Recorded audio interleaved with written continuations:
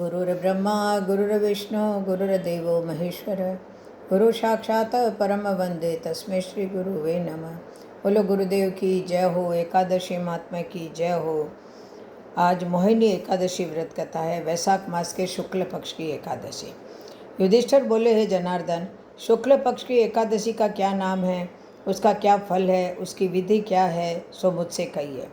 श्री कृष्ण बोले, हे धर्मनंदन, पहले रामचंद्र जी के पूछने पर जिस कथा को वशिष्ठ जी ने कहा, उस कथा को मैं कहता हूँ, आप सुनिए।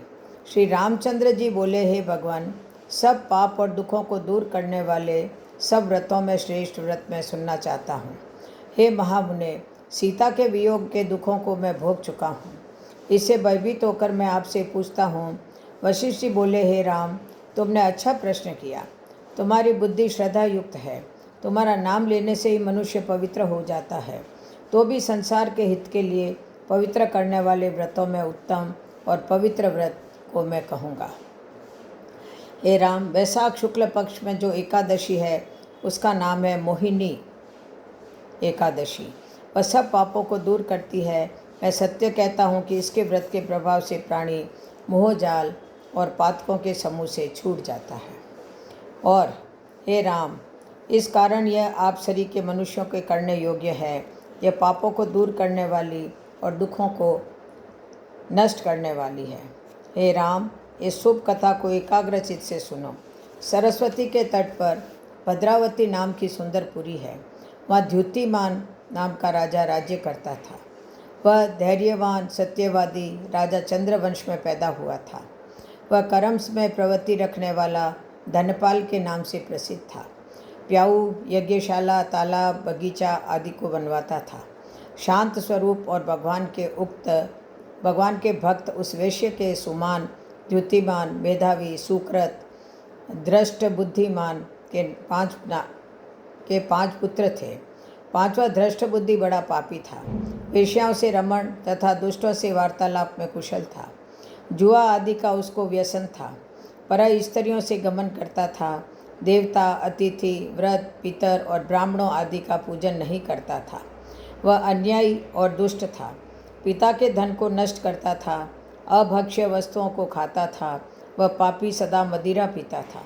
उसके पिता ने उसको वेश्या के गले में बाहें डालकर घूमते हुए देखा तो उसे घर से निकाल दिया और बांधुओं ने भी उसको अलग कर दिया। उसने अपने शरीर के आभूषण भी नष्ट कर दिए। धन के नष्ट होने से वेश्याओं ने भी निंदा करके उसको त्याग दिया। वस्त्रहीन और भूख से व्याकुल होकर वह चिंता करने लगा कि मैं क्या करूं और कहाँ जाऊं और किस उपाय से प्राण बचे। फिर उसी नगर में वह चोरी करने लगा। राजा के सिपाही उसको पकड़ लेते थे, किंतु पिता के भय से छोड़ देते थे। वह कई बार पकड़ा गया और छोड़ दिया गया। फिर वह दुराचारी धृष्ट बुद्धि मजबूत बेड़ियों से बांधा गया। कौड़ों की मार लगाकर उसको कई बार पीड़ित किया और उससे कहा कि हे मंद बुद्धे, तू मेरे देश में मत रह। ऐसा कहकर राजा ने उसकी बेड़ी कटवा दी। वह राजा के डर से निर्जन वन में चला गया। वहाँ भूख प्यास से पीड़ित होकर इधर उधर घूमने लगा। फिर सिंह की तरह मृग, शुकर और चीतों को मारने लगा। हाथ में धनुष बाण और पीठ में तरकस बांधकर मांसाहार करता हुआ वन में रहने लगा। वन में विचरने वाले पक्षी, पशु, चकोर, मोर, कंक, तीतर और मूषकों को मारने लगा। इसके अतिरिक्त और जीवों को भी मारने लगा। निर्दयी धृष्ट बुद्धि पूर्व जन्म के पापों से पाप रूपी कीचड़ में फंस गया। दुख शोक से युक्त होकर वह दिन रात चिंता करता था। कुछ पुण्य के उदय होने से वह कौंडिन्य ऋषि के आश्रम में गया।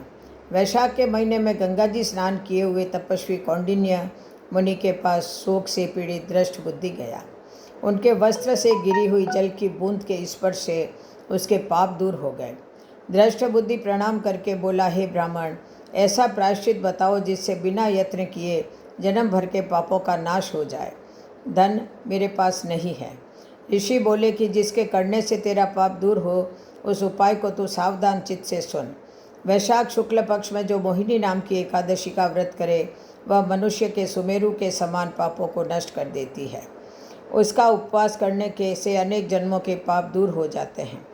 मुनि के वचन को सुनकर दृष्ट बुद्धि मन में प्रसन्न हुआ और उसने विधि पूर्वक व्रत को किया।